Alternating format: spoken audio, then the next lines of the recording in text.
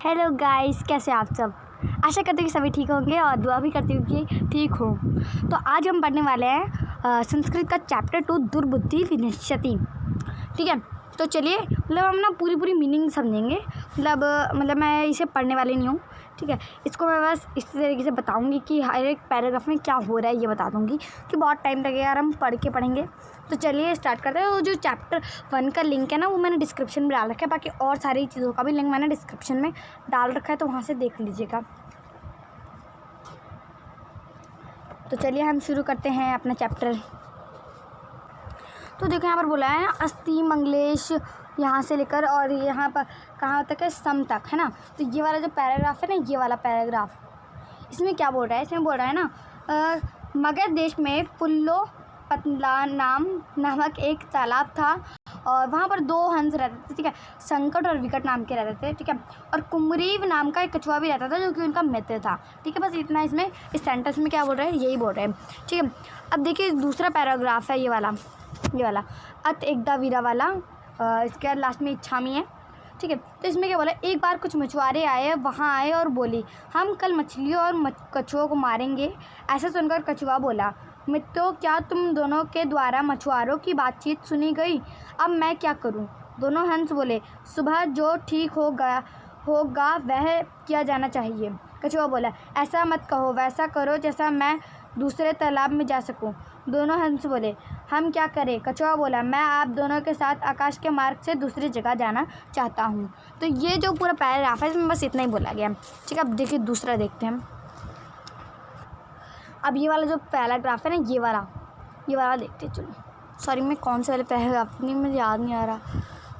हाँ, ये वाले भी थे, सही कह रहे हैं। इस वाले पैराग्राफ को हम देख लेते हैं। ठीक है, तो ये कहाँ तक है, करुतम कहाँ पर है? करुतम लग रहा है बहुत ज़्यादा लास्ट में है। तो चलिए हम करुतम वाला पैराग्राफ तक देख लेते हैं। हंस बोले, इसके लिए क्या तरीका है? कछुआ बोला कि तुम दोनों एक लकड़ी की डंडी चोंच में पकड़ो और मैं लकड़ी के बीच में लटक कर तुम दोनों के द्वारा पंखों की ताकत से सुख से जाऊंगा। हंस बोले, हो सकता है यह तरीका, लेकिन इसमें एक खतरा भी है। हमारे द्वारा तुमको ले जाते हुए को देखकर लोग कुछ बोलेंगे ही। तो यदि तुम आंसर दोगे, मतलब उत्तर दोगे, तो तुम्हारा मरना पक्का है, इसलिए तुम यहीं रहो। यह बात सुनकर कछुआ क्रोधपूर्वक बोला, क्या मैं मूर्ख हूँ? उत्तर नहीं दूंगा, कुछ भी नहीं बोलूँगा। इसलिए मैंने जैसा कहा वैसा ही तुम दोनों करो। तो जो कौवा है, ये मतलब ये कछुआ है, ये बोल रहा है। ठीक है, तो करुतम या मतलब अब ये देखिए दूसरा पेज बदलती हूँ मैं,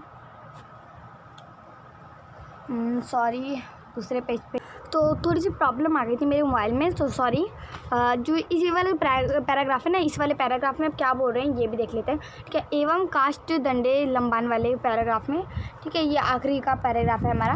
ओके, तो चलिए इसे ही पढ़ लेते हैं। ठीक है, तो इसमें क्या बोला है, इति तक हम पढ़ेंगे यहाँ पर, उसके आगे का हम बाद में पढ़ेंगे। ठीक है, दूसरे पैराग्राफ में पढ़ेंगे। इति कहाँ है, अभी ये आप ढूंढ लीजिएगा क्योंकि मेरे पास इतना टाइम था भैया।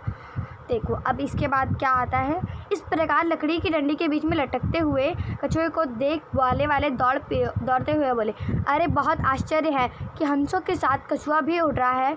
दूसरा बोला, तालाब के किनारे जला कर खाऊंगा। अन्य बोला, घर ले जाकर खाऊंगा।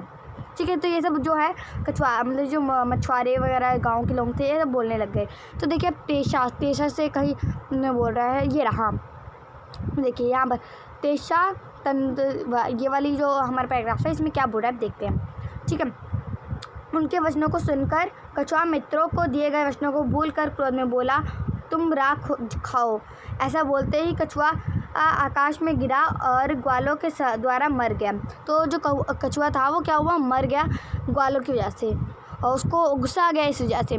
तो इसका मतलब क्या है, इसलिए कहा गया है कि जो है हितैषियों और मित्रों की बात का स्वागत नहीं करता है, तो उसका भी लकड़ी के गिरे कछुआ समान होने जैसी गति होती है। तो इसमें यह बोला गया है। ओके, तो